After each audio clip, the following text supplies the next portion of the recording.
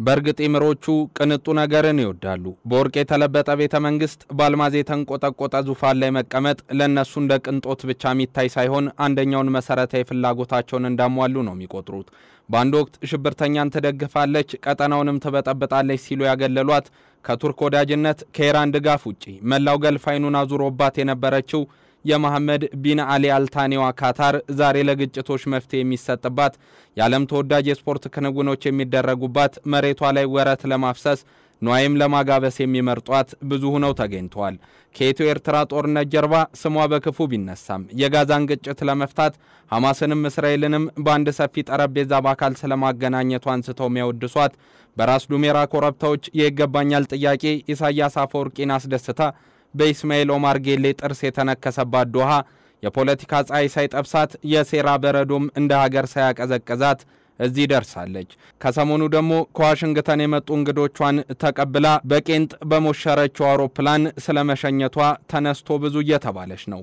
ባልተጻፈ ሕግ ለሚመሩት በአንድ ጀንበር ነባር አሰራርን የሚነዱት የበዛው ነገራቸው ከፖለቲካና ከተፈጥሮ ያስተሳሰብ ውጭ ነው። ሚሊዮኖች ስለ ጤንነታቸው አንስተው የሚጠራጠሯቸው ዶናልድ ትራምፕን በዚህ ባሽቆጠቆጠ አውሮፕላን መሸኘታቸው ነው ብዙ ያስባለም እያነጋገረም የሚገኘው። በርግጥ ትራምፕ ከዚህ ጉዟቸው ጀርባ ምን አተረፉ? በአንድ ወቅት ለሳውዲ ወግነው ከአቡዳቢ ጎንም ቆመው ሲኮንኗት የነበረችውን ሀገር ዛሬ ደጇ ድረስ ሂደው ባናቱም ስጦታን እስከ መቀበል ያደረሰ ዲፕሎማሲያዊ ሽርክና ምን የወለደው ነው የሚሉና ተያያዥ ጉዳዮችን በዓለም አቀፍ የትንታኔ ዘገባችን ተመልክተናል።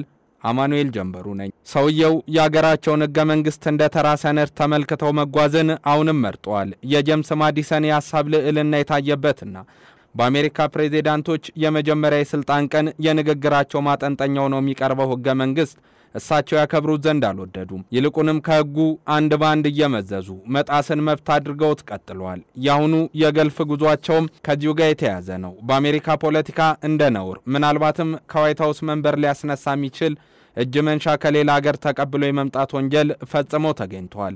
747 የተባለውና እስከ 300 ሚሊዮን ዶላር ወጪ እንደሚያወጣ የተነገረለት ይህ ቅንጡን ቦይንግ ጀት ከቢን ተማም አሊ አልታኒ እጅ የተቀበለችው ዋሽንግተን ምንም እንኳን ለመከላከያ አገልግሎት የሚውል ነው ሚል ማስተባበያ በፕሬዝዳንቷ በኩል ብትሰጥም በበጎ እንዲታይላት አላደረገም። በርግጥ ኢምሮቹ ለዋሽንግተን ይህንን ለመስጠት የሚያስችል የጠበቀ ዲፕሎማሲያዊ ታሪክ አላቸው ወይ የሚለው በብዙ የሚያስመለክት ነው። የሁለቱ ሀገራት ግንኙነት የኋላ ሰበዝ ሲመዘዝ 5 አስርታትን ወደ ኋላ የሚመልስ ነው። ያኔ ካታር ሀገር ከመሆኗ ጅማሮ ጋር ተያይዞ ዕውቅናን ሰጥታ በአገሪቱም ኤምባሲዋን የከፈተችው አሜሪካ ነበረች።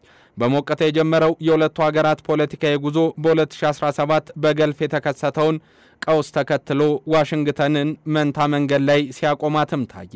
በወቅቱ የመጀመሪያ የስልጣን ዘመናቸው የነበረው የአሁኑ ፕሬዝዳንት ዶናልድ ትራምፕ በሰዓታት ልዩነት እንደ ጅዋጅዌ ከወዲያ ወዲህ የሚወዛወዘው ፖለቲካቸውንም አሳዩ። ራዲካል ሽብርተኝነት እንዲስፋፋ ዶሃ ተዝቆ ከማያልቀው ሀብቷ እየቆነጠረች የታጣቂዎችን ልብ ማሳበጧን አውቃለሁ፣ ይህ ደግሞ የሚያዋጣ አይደለም የሚለው የመጀመሪያ አስተያየት በያኔው ትዊተር በአሁኑ ኤክስ ገጻቸው ላይ ያሰፈሩ። ከአንድ ሰዓት ተኩል ቆይታ በኋላ ደግሞ በአዲስ ማሊያ ተከሰቱ። እንዲህም አሉ። ካታርን በዚህ ለመጠርጠር የሚያስችል የአክራሪነት ፖለቲካ በዛች ሀገር አላየውምና ተዋት ሲሉ። ታዲያ የአሁኑ ፕሬዝዳንት የዛን ወቅት አስተያየት የሁለቱን ሀገራት ግንኙነት ቅርጽ በምን አይነት መንገድ በቀጣይ ሊወስን ይችላል ብለው የሰጉ ሰዎች በወቅቱ ብዙ ነበሩ። በኋላ ግን በኒውትራላይዜሽን የዲፕሎማሲ መስመር መጓዝን የመረጠችው አሜሪካ ከአልታኒ አስተዳደር ጋር ያላትን ግንኙነት ማጣት አልፈለገችምና ሪያድን እና ቡድንተኞቿን ከካታር ጋር ቁጭ ብለው ይስማሙ ዘንድ ሐሳብ አቅራቢ ሆና ተከሰተች። ይህ ደግሞ ብዙ እንደሚያሳይ የሚያብራሩ ቀጠናውን በቅጡ የሚረዱ ጂኦፖለቲሻን በርከት ያሉ ጥቅሞችና ፖለቲካዊ በላይነቶችን ለማግኘት ሰርክ በቀጠናው የምትሰራው አሜሪካ እንደ አል-ዴድ ያለ የአየር ኃይል ሰፈር እንደ ሳያሃላ ያለ ደግሞ ወታደራዊ መቀመጫን በአገሪቱ ማግኘቷን በቢሊዮን ዶላሮች የሚገመት ንግድን ከዛች ሀገር ጋር ማድረጓን እንዲሁም በሺ የሚቆጠሩ ካታራውያን ተማሪዎች ዶላሮችን እያፈሰሱ በአሜሪካ ውድ ዩኒቨርሲቲዎች መማራቸውን ከግምት በማስገባት ገለልተኛ መሆንን ምርጫዋ እንዳደረገች እንደ ምክንያትነት ያስቀምጣሉ። ታዲያ ይህ የሁለቱ ሀገራት ግንኙነት የሁለትዮሽ መርህን ያልተከተለ የ50 ዓመታት ትስስርንም ያላከበረ ነው የሚለው የሰሞነኛ መከራከሪያን የሚያቀርቡ ዜጎች የትራምፕ የነጋዴነት አስተሳሰብ አንዴ ለመቁረጥ 10 ጊዜ መለካት ከሚያየው የአሜሪካ የውጭ ግንኙነት ፖሊሲ ጋር የሚቃረን ነው ሚል ትችት እንዲያስጎደጉዱ ያደረጋቸው ነው። የዲሞክራቶች ትችትን እያስደመጠ ያለው የቅንጡ አውሮፕላን ጉዳይ ከመርዳት ጋር እንጂ ከጉቦና ከደራጎት ብሎም ከስጦታ ጋር ለማይነሳው የአሜሪካ ስም እንደ ክብር መጉደልም እንዲታይ አድርጓል። እሳቸው ግን ምንም እንዳልተፈጠረ ሆነው አልፈውታል። የአገሪቱ ጠቅላይ አቃቤ ሕግ የሆኑት ፖምቦንዲ ግን ከንጉሲያን ቤት የተቸረው የአውሮፕላን ጉዳይ ዝርዝር ምርመራዎች እንደሚያስፈልጉት ገልጸው እሱም ላይ እየሰራን ነው ብለዋል። የአውሮፕላኑ ደራጎት ከዘውትር ተቀናቃኞቻቸው ዘንድ ብቻ ሳይሆን ከራሳቸው ከሪፐብሊካን ዘንድም ትችት እንዲሰነዘረባቸው ያደረገም ሁነት ነው። ራን ፖል የኬንታኪ ግዛት ተወካይና የሪፐብሊካን ፓርቲ አባል ናቸው። እሳቸው የአውሮፕላኑ ጉዳይ ጠቃሚም ሆነ አልሆነ ትራምፕ ተቀብለው መምጣታቸው ልክ እንዳልሆነ ገልጸው አግባብነት የጎደለው ብለውታል። ውሾቹ ይጮዋሉ ግመሎቹም ይጓዛሉ ሚለውን ብሂል የመረጡ የሚመስሉት ትራምፕ ደግሞ ስለ ሀገር ጥቅም አለመጨነቅ ጅልነት ነው ብለው ጉዳዩን በቸልታ ሲያልፉት ታይቷል። የካታርና አሜሪካ ግንኙነትም ምጣኔ ሀብታዊ አውዱ ሰፋ ያለ ስለመሆኑ በማንሳት በዚች ሀገር የነበራቸው ቆይታም የዋሽንግተንና ዶሃን ነባር ጥቅም ከማስከበር አንጻር የተቃኘ ነው የሚሉ የቀጠናው ተንታኞች እሳቸውን ደግፈው በጋዛ ያለው ቀውስ እንዲያበቃ በአሜሪካም ዘንድ ያደራዳሪነት ስልጣን የተሰጣት የተማም ቢን አህመድ አልታኒው ሀገር ከዋሽንግተን ጋር ያላትን ግንኙነት በዊን-ዊን እንዲጎለበት ያደረገ ነው ይላሉ። ይህም ትራምፕ በአገሪቱ ጉብኝት ያከናውኑ ዘንድ ያስገደደ ነው። ይህንንም ቅንጡ ጀት ተቀብለው እንዲመጡ ምክንያት የሆነ ነው ባይ ናቸው። የካታርና የአሜሪካ የንግድ ግንኙነት በ23 ብቻ ከ2.5 ቢሊዮን ዶላር በላይ የሚገመት እንደነበር የወጡ ሪፖርቶች ሲያመላክቱ በቀጣይ በዚሽ በነዳጅ ሀብት በፈረጠመች ሀገር የሚኖረው ስትራቴጂካዊ ትስስር ከቤጂንግና ሞስኮ ዘንድ ከፍ ያለ ውድድርን የሚጠይቅ ነውና እሱን አስጠብቆ ለመጓዝ የሚሄድበት ርቀት በምን ያህል ነው የሚለው ተጠባቂ ጉዳይም ነው።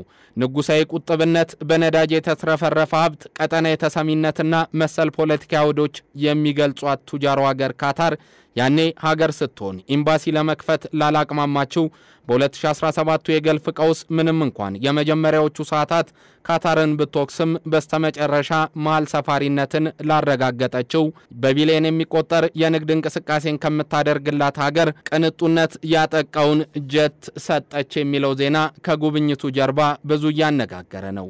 ያልናያን ቤተ መንግስት ረግጠው የአቡዳቢንም ንጉሳውያን ቤተሰቦች ጎብኝተው በካታር ስጦታም ታጅበው ወደ ዋይት ሃውስ የተመለሱት ዶናልድ ትራምፕ ያሞገሷት ኳታር ዘላቂ ወዳጅ አድርጓት ይቀጥላሉ ወይስ የተለመደውን የድንገት የፖለቲካ ካርታቸውን ከለታት አንድ ቀን መዘው ያስቀይሟት ይሆን? መቼም ስለ ሰውየው መገመት ከባድ ነው።